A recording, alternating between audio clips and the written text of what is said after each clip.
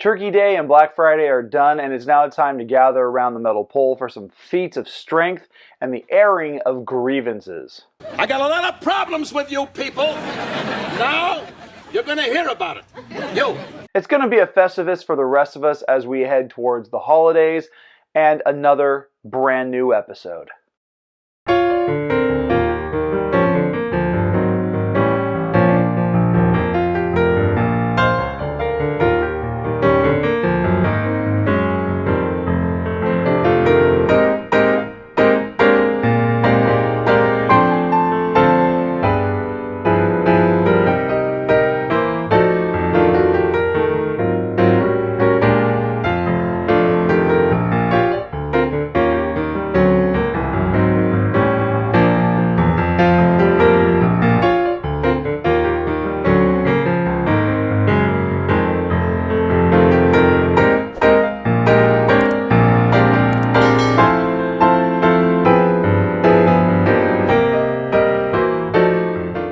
Hey, welcome back to The Right Way, where we talk book recs, author interviews, and creative writing tips.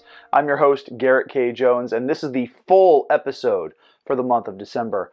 I've got some great content in this month's episode, but before we jump into it, here's some information I think that you guys need to know. First up, all of my newest content is up on Patreon. You can get access to the unedited interview featuring this month's author and catch the parts of the conversation that were edited for YouTube, as well as the newest Finding Fiction video essay, which focuses on the Predator franchise.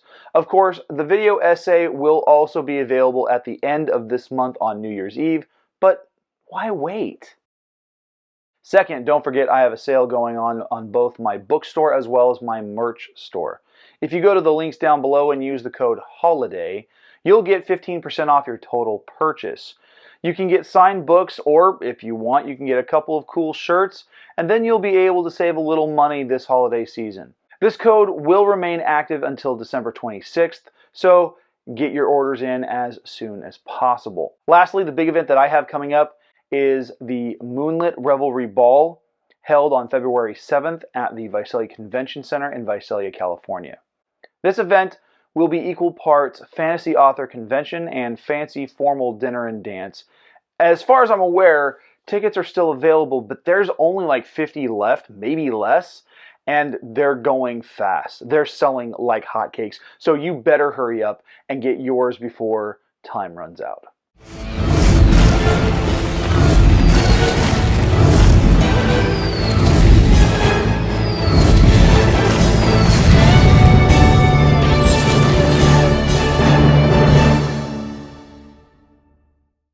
So last month, sci-fi and fantasy author Tommy Lee Sexton provided his top 10 book recs. This month, I'm continuing the trend of bringing back previously interviewed authors to guest host the book rec segment. And for December, we're getting a little bit of summer and winter as I invite back Winifred Summer to provide her recommended reads. Hey, what's up, everybody? My name is Winifred Summer, also known as the HR Darling HR professional that you can talk to about what's going on in the workforce. And today I'm super excited to talk to you about a book that I'm reading right now and that I am absolutely loving. I'm not going to keep you for too long, but today I want to talk to you about a very, very popular book. Wait for it. I am currently reading The E-Myth Revisited: Why Most Small Businesses Don't Work and What to Do About It by Michael E. Gerber. So I picked up this book like a lot of people pick it up after it's been recommended by a popular influencer or somebody that I stumble across on YouTube or other people that I know who are entrepreneurs, successful entrepreneurs. The E-Myth just comes up a lot. And so I finally caved and said, you know what? I am going to get this book. But I actually have had this book for years. And I am on my second time reading this book. The first time I read the book, I wasn't really necessarily serious about getting into business, but I was just curious about the book and why it was so hyped. And I remember reading it and, I would start and I would stop and I would start and I would stop. And I realize now, reading it a second time, it's just because I wasn't in the mental space to where I was really serious. So I want to start by saying I recommend this book for people who are seriously considering going into business of some sort, or people who are already in business. So when I started reading this book the second time around, I had started to try a couple of different things, certain skills that I have, trying to use my expertise to earn additional income. And I've been, a little successful. I've been able to, make a few waves here and there. It's very up and down, not very consistent. But with the experience that I've had, some of the successes and some of the failures, I found that when I read this book the second time, I felt like this was literally a book with pages out of my own life. So it starts out talking about the many mistakes that entrepreneurs make. And so when it says why most small businesses don't work, it literally spends many chapters going through play by play with multiple different examples of why certain small businesses don't work. For example, if you're good at something or if you're known for something, it only makes sense for you to think that light bulb, this is a business that I need to start. So an example is used of a baker who decides to go into business baking pies. People love her pies, they rave about it. She has regulars as far as customers and says, you know what, I'm going to start this baking business. I'm going to have a bakery and XYZ. It seems pretty straightforward. It seems very obvious, right? That's the right thing to do. But what a lot of people don't think about, and I'm not going to tell you everything because I want you to read this book. But what it talks about is the importance of the different roles of the people within your business. And yes, people, plural, within your business. And I know that there are a lot of solopreneurs out there who want to do everything themselves, who maybe can kind of do everything themselves and juggle and thug it out. But for the long game, it's really not the way to go. So this book breaks down the different type of people that you need in your business, the things that you need to learn, because a lot of it is taking the time to educate yourself. Sometimes we think we can just rely on our own skills and abilities to pull us through all the way to the top of the mountain, but oftentimes that's not the case. Oftentimes it's not just enough to be talented or to be gifted. You got to know business. And so I just wanted to take the time to talk about the E-Myth. For me, it has been a life-changing book. Several light bulbs have gone off above my head. And I really hope that if you are considering business, seriously considering business, if you've already begun working for yourself or trying to work for yourself or side hustling, as many people like to call it, I hope that this is something that you seriously give a try. Michael E. Gerber is a big deal, called one of the world's #1 small business gurus. It is very clear that he knows his stuff and he is not gatekeeping. So I hope in this short couple of minutes, I've given you another reason, because I'm pretty sure you've probably heard of this book before. I hope I've given you another reason to check it out, and let me know what you think. Let me know your thoughts and let me know if the book was helpful. Again, my name is Winifred Summer, also known as the HR Darling. And thank you so much for your time. And I'm grateful for this opportunity to hop onto this platform. If you want to learn more about me, check me out at www.winifredsummer.com. I'm an HR professional. I'm an author. I do a little speaking. So check me out, and I hope to hear from you soon. Peace.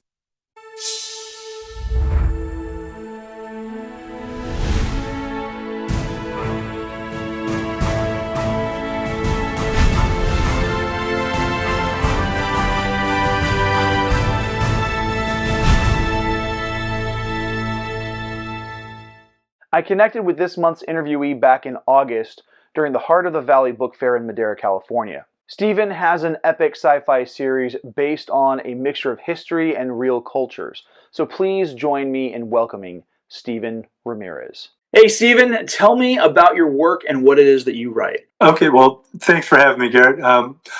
I write science fiction. I've written a trilogy called The Sorn Saga. The first book is The Great Migration. It's kind of a mashup of, it's an alternate dimension setting. There are interdimensional refugees going into a low-tech society. They're very mysterious, obviously. The low-tech society has no idea where they come from, but essentially, the big issue is that when they come through this dimensional breach, they spread a disease for which nobody in that low tech world has resistance. So everywhere they appear, it's just a disaster. It's basically a disease apocalypse. And that was kind of the core of the story, and I built everything around that. How did you get into writing? Was this something that you've always wanted to do, or you just like you came to a point where you're like, I want to write a book? No, actually, I have never thought about writing anything. I was, I mean, this was a complete spur of the moment. I was just really mad at the way Game of Thrones ended on TV, like season 8, how bad it was. And I would not stop complaining about it. And after about a week or two of listening to me, and my friends and I are texting each other about, now this is terrible, that was terrible, blah, blah, blah. She goes, why can't you let this go? And I said, because that was such a good show. It was probably the best thing I'd seen on television. And that 8th season was a disaster. And at some point in the conversation, I said, is it really so hard to end a story? And she said, I don't know. Why don't you go over to the computer, write a story, and find out? And so I was like, yeah, I was literally went, yeah, I'm going to go do that. So, aside from putting your frustrations with Game of Thrones on blast and your work in pharmaceutical sales, what are some of your other inspirations as a writer? One of my hobbies is hiking, and I got really into it, and I was taking like these long hikes. I was taking like these really long endurance hikes. So I started reading about survival strategies, just to get some base knowledge. Mm-hmm. Reading survival books. As I was writing the story, I thought, you know what, like Deep Survival had a lot of stuff I could use for this, or the Disaster Diaries or The Unthinkable. I started revisiting those books and taking a lot of notes. So I had this master file of notes. And when you read that book, in my books, anytime you get to a lesson on survival or the economy, like anything like that, I really did research every single part of it. None of it, with the exception of I obviously didn't take any contemporary religions, but I did base. There's a religious theme and a lot of animosity between the religious factions. Mm-hmm. That, of course, wasn't hard to draw upon. Anywhere you look, anybody whose religion isn't matching up, you can find conflict in the world, or that's an old story to tell. But it was really, once I started to revisit books that I thought were going to help make my book read more realistically, more genuinely, then I started to look for books on certain topics. Like for world building, I think it's a masterwork. And he basically talks about human history and how we got to where we are, and talked about the different latitudes that would allow for domestication of plants and certain animal species that could be domesticated, and how where those species, the plants and animals existed, society flourished. Yeah. Where they didn't exist, human society, kind of stayed stuck in the hunter-gatherer mode. And he built upon that, and then talked about, disease resistance, all these other things, where technology, human interaction, where like different societies that are very distant from each other, where they came together, you saw an explosion of ideas, but also an explosion of disease, which of course equaled an explosion of immunity to these diseases. Yeah. And just I found it to be fascinating. So I found myself looking for books, getting the ideas, and trying to use them to apply to my story. So, I mean, this sounds like a pretty solid challenge, but have there been any other really big challenges or difficulties that you've had in your writing career? Tying everything together in that third book, I was hell-bent on making it a trilogy, and there was a lot of loose ends at the end of the second book, a lot of storylines to bring a conclusion to. And the pacing of the third book is pretty rapid, but I didn't want it to go to 4 books. My life had become completely out of balance. My job, I was writing every spare moment of the day, all day on the weekends. I wasn't seeing my friends, wasn't spending time with my wife. I was like, I got to get this done. And so I didn't want to go an extra book. That was a huge challenge, bringing all that together. If you had any advice or tips for other would-be authors out there, what would you say to them? A young writer asked me to read her manuscript, and I read it, and when she's looking for the feedback, you're trying to be very supportive, but it was clearly a first draft. There's no beta readers. Like it was just a clear first draft, and first draft is not. Nobody's writing a perfect first draft. No. And what I told her, and I would tell anybody, is take this work seriously. And in so doing, take yourself seriously as a writer. If you're going to introduce a theme, if you don't know anything about the theme, then learn about it. If you're going to introduce, like this was a fantasy story, she was introducing all this stuff. I said, okay, look, if you're going to introduce, let's say, a desert-dwelling tribe of people that don't have good access to water, does it really make sense for them to be the peerless warriors? Because to become an effective peerless warrior, you have to train a lot, train hard. Right. And training a lot and training hard requires water for people. Mm-hmm. And so if they're coming from a desert where there's no water, then they're not. Like if you look at our world, the people that have adapted to the desert become small. They become non-combatant. They're living on the edge of, like the Kalahari Bushmen. Their hunting technique is very passive. They've devised a poison that, if it gets in an animal's bloodstream, they'll fall asleep and they can track the animal's lips, throw it in sleep. But, they spend most of their day in inactivity because activity requires calories and water, and that's something they don't have. My point to her was, think like that. Think like that. Think like that with your characters. If they're having a dialogue, really get into the character and say, why are they saying this? How is it pertinent to the story? But ultimately, I just like, you take it seriously. We're coming up on time here. How can readers connect with you, and how can they get copies of your work? Go to Amazon. Just search on the Soren Saga. That's S''ORNE Saga. Or they could go to SteveRamirezBooks.com and find the links to those stories. And, I have a Facebook page. It's Steve Ramirez Books. Not hard to find. But I think I'm going to change. I'm actually looking at changing up some of my marketing, and I think I'm going to change it to SDRBooks.com. I've already got the domain reserved, and I'm going to change my Facebook page's name to SDR Books. But yeah, it's really the Soren Saga or The Great Migration by Steve Ramirez. Thank you so much for being on the show. It's been a pleasure to have you. Garrett, it's been my pleasure to be here, and thank you for reaching out to me. I appreciate it.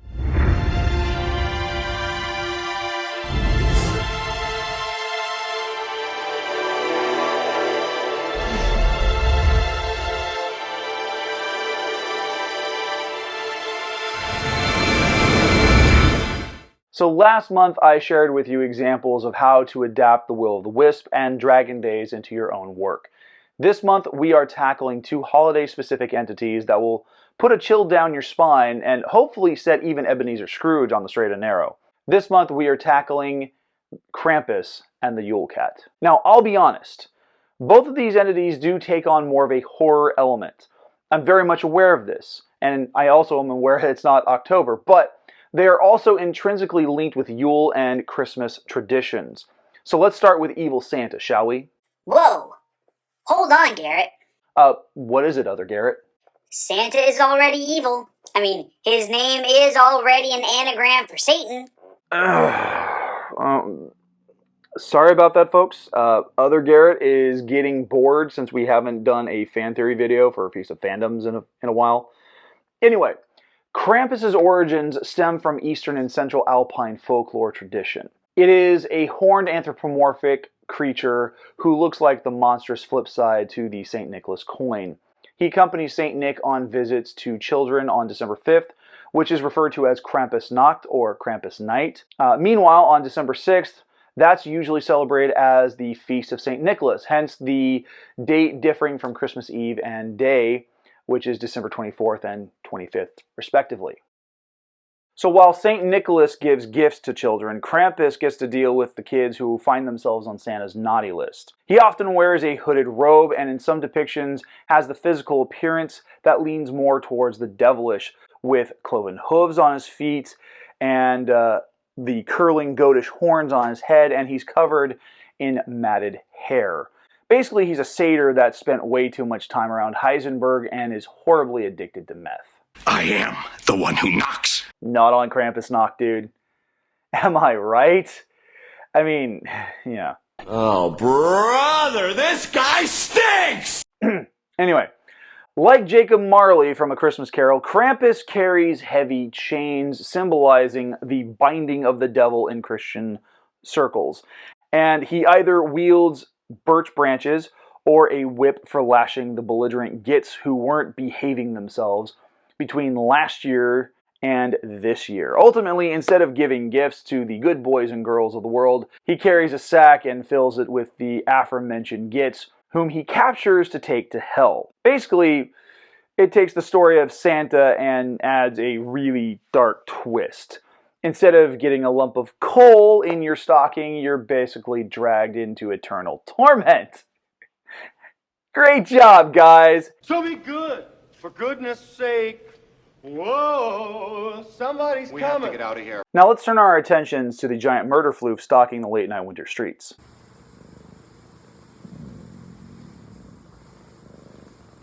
No, hey, no nom-noms on me.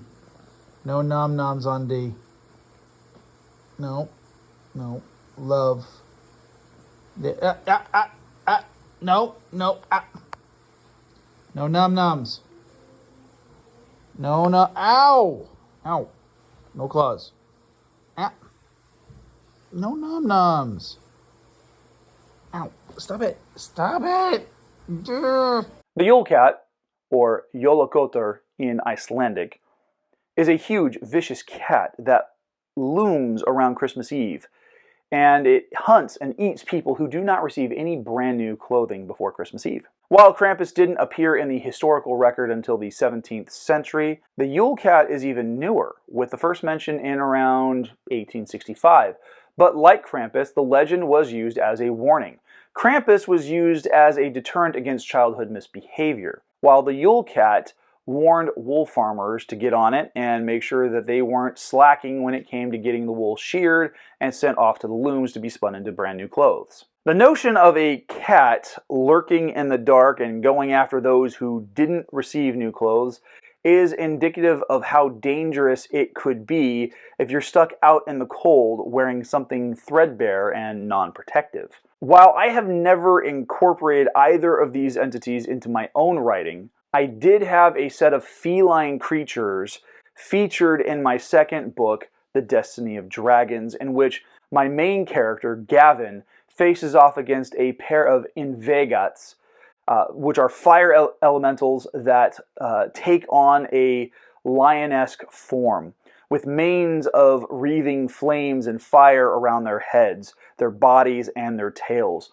I also included a felinoid description to one of the 7 demons in my fourth book, Hadrian Corvus of Farfell, where in that story, the demon of wrath sheds its human guise and looks like an anthropomorphic cat who generates a fiery touch with his anger when his powers are at full strength.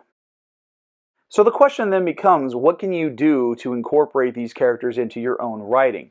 First off, don't necessarily incorporate them as monsters. For Krampus, focus on his duality as a necessary force for balance. Purging fires are terrible, but they clear out all the dead brush in a forest.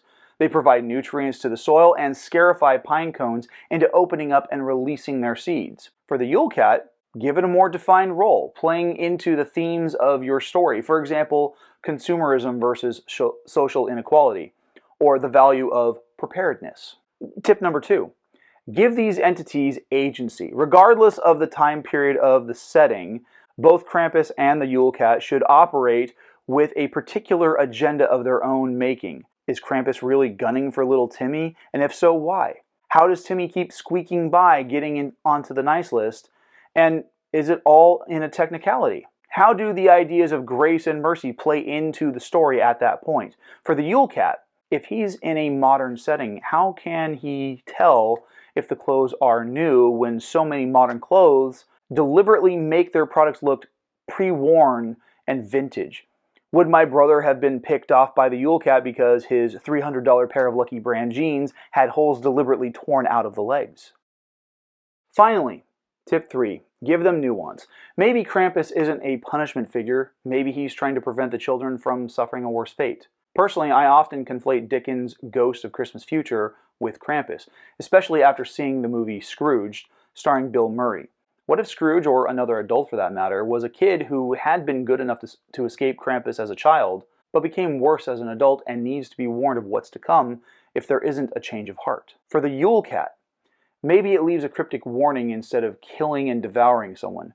Maybe it's a guardian for some kind of sacred place, like when I use the Envegats in the Destiny of Dragons to be these fiery guardians at the temple housing the Elder Dragon of Fire. Again, it's like poetry, so if they rhyme. Now, if you're writing anything that could incorporate these folkloric entities, if you follow these tips, I think you'll do well. You'll be well on your way to making a tale of wintry wonder before the year is out. Now, if there's something that you've got a question about, or if you have a suggestion of what to cover in another video, by all means, you can leave that in the comment section, and I would be happy to respond.